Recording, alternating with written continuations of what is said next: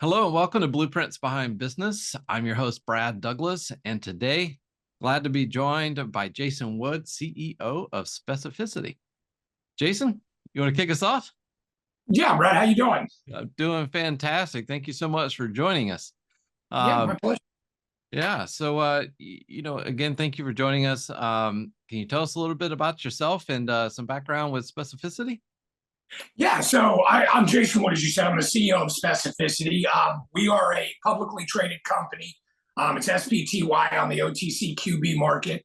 We're an ad tech disruptor. We live in that hybrid agency model space that, frankly, is necessary to deal with ad tech and paid ad spend in 2024 with all the speciousness. And I know we'll get into that, but you're really going to have a hybrid model is what we build at Specificity. And we've got some proprietary technology that solve some of the major industry issues like data accuracy, audience ID accuracy, and the big elephant in the room, bot traffic and click fraud. So we've brought solutions to the table for those at Specificity for enterprise level.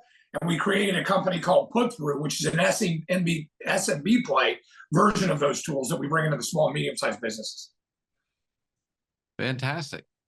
Really appreciate your background. I know you could be a huge help to many of the listeners out there. So, give us a little background about yourself and what inspired you to, maybe start companies, become an entrepreneur yourself, and, a little bit of those initial sparks that led you that way. Yeah, my primary motivator for becoming an entrepreneur is just, getting tired of watching people do shit wrong, do stuff wrong. Sorry. Yeah. I came into into sales and marketing out of college right away and worked for some guys that really built companies that really knew their product. And they just didn't know how to get that message crafted, how to deliver it into the market. And, through every marketer's career, we've all seen the technology or the marketing channel iterative process, right? Started with print ads and direct mail and all of that to trade shows. And then, of course, 15, 18, 20 years ago, the ad tech play got real big. But we've been through it. And so I just felt like there was a better way to do things. Even once I got my last employment gig, I got that company leaned into some smarter approaches I felt in terms of narrowly defining our audience better to button up the waste piece of our spend. There was just some opportunity with technology that already existed. Back then it was propensity modeling. That was being used in all kinds of capacities, but not in ad tech. Nobody was even trying to do that. They were trying to do, really basic generic data like demographic profiling. And that's just not good enough because it takes away behavior, it takes away intent, transactional history, and all of those things. And so we were one of the first digital marketing companies 20 years ago or so to bring data modeling or propensity modeling into the audience build phase of digital marketing. That's really where everything kicked off from. And everything we've done since then has had an eye towards that piece, the really granular audience identification, the ability to know who you're actually serving your ads to so that you know what to say, when to say it, how to say it, what channel to say it, and what device to serve the, all of it. That's fantastic. Very critical in what is required for today's marketing, for sure. So what are some of the misconceptions of running a business and how have you addressed those over the years? I think one of the biggest misconceptions people have is that it's easy, that you have an idea and you just go and people just flock to you and word of mouth is going to rule the day for you. And then if you have an ice cream stand in a mall parking lot, word of mouth might be the play. But I think what most people really don't understand is the entrepreneur isn't making big money. The entrepreneur is the last one paid. And that's true at all levels until you get to that, certain level where cash flow volatility are totally removed from the equation. But that's not in your first few years most of the time. Most of the time you're making payroll and you're sitting back and going, yeah, I'll call my bank. I'll pay my mortgage next week, or but they're not going to come get my car for me 3 days late. I'll pay myself Monday. Or you've got to come to the table, and this is the better advice because I've done it both ways. Bank some money and then make your play. Relying on capital markets like you do when you go public or do a Reg D or Reg A or investor markets is a really tough game because it's a very big snake pit. A lot of people get in between the check writers and the companies that need the capital. And that gap is full of bad actors and people that monetize the effort, not the results. So it's a if you can't come to the table with capital in hand, and then make your play. Fantastic advice. I really like those points a lot. Um, is there any kind of valuable lesson, I guess you could say, especially maybe early? You just gave some great examples there, but anything that you wished you would have known early on? Yeah, I think one of the hardest things for business owners, especially we all start out a small business, right, in our companies, because on day one we have no employees, and then you try to grow from there.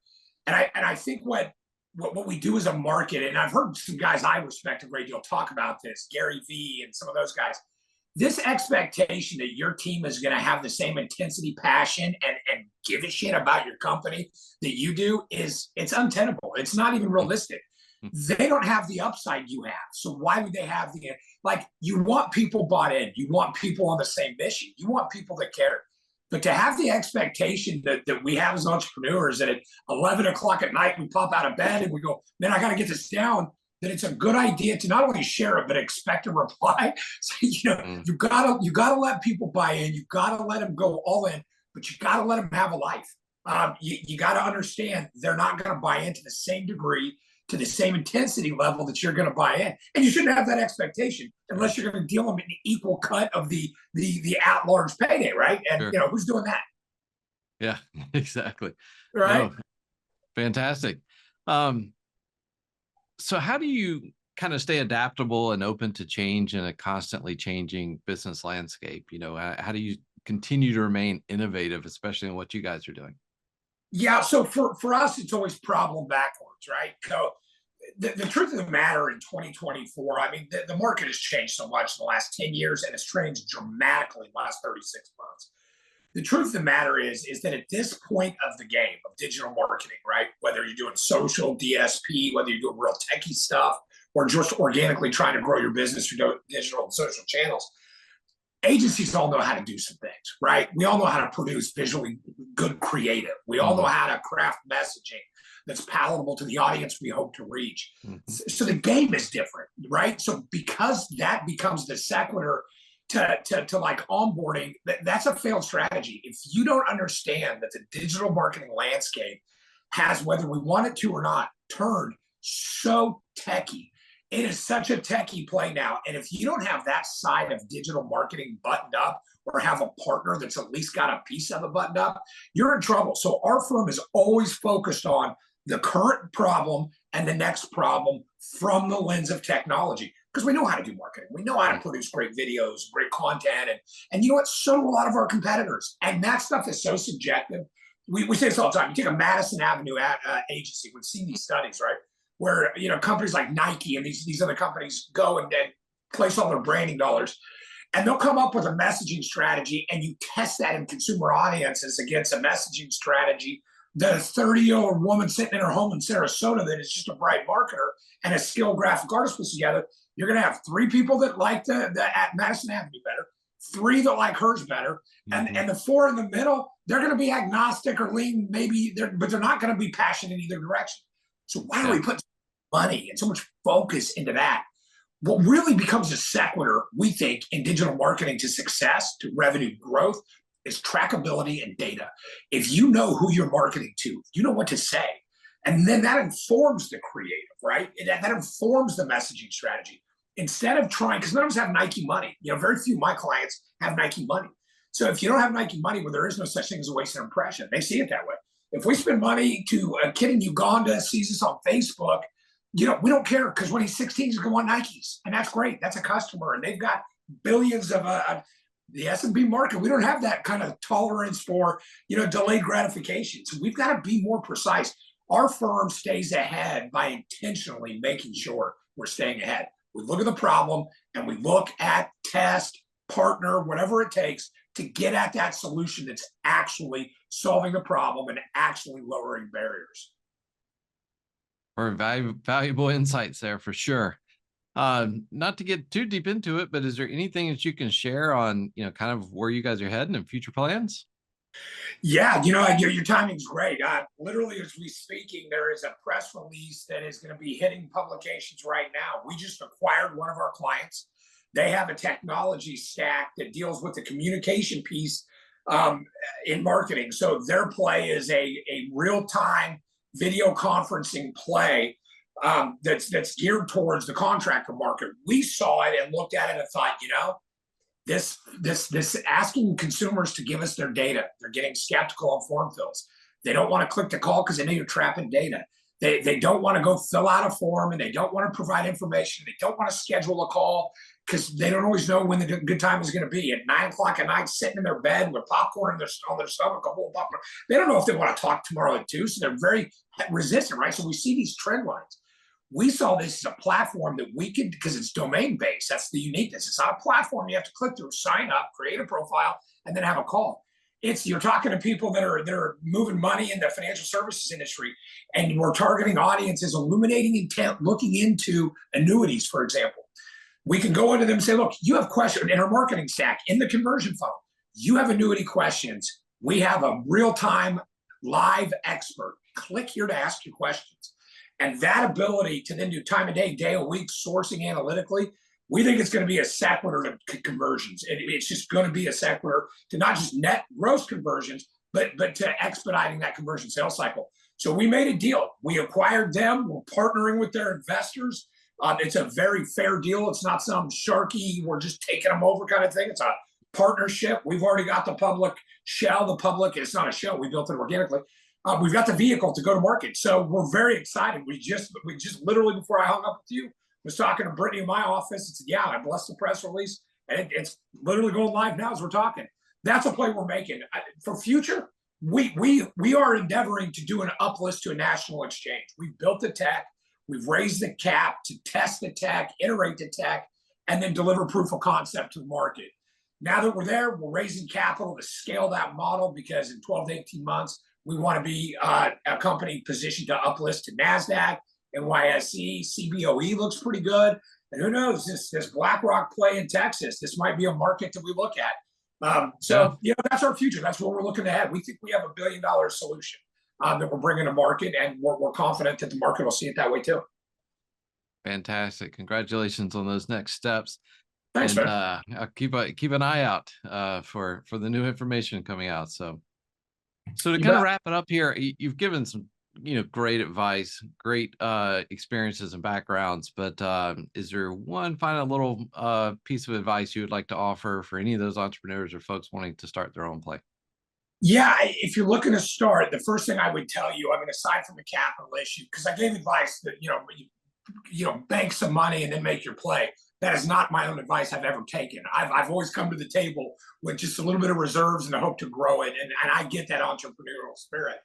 But be wise with your digital marketing dollars. This may sound counterintuitive to come from an ad tech guy, but what I tell companies that are either revenue neutral or just in the early phases of building that foundational revenue is get educated through a process that has your hands on the lever organically.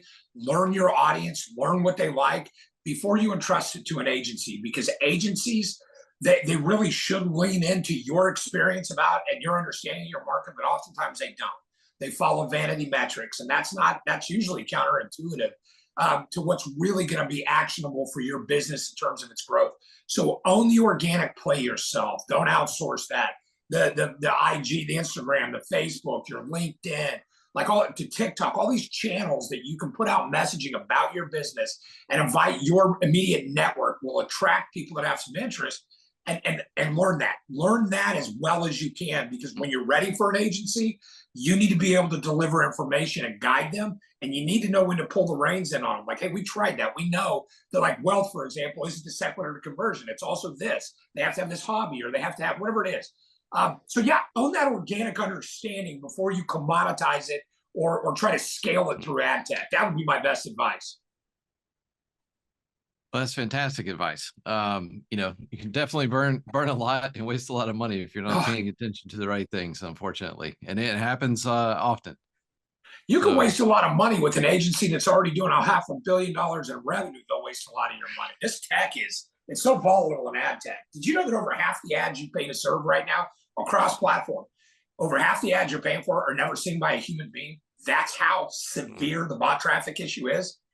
So how do you get growth? How do you get conversion models out of that? How does that inform me? Like all of that, I won't go on, but that's why owning the organic play, getting that foundational understanding of how your market reacts and what they react to is such a sequitur to informing any agency play you make in the future. Fantastic. No, love the advice. Thank you so much for your time today, Jason. I know it's great information that everyone on the channel is going to enjoy. To everyone watching, I look forward to seeing you in our next episode.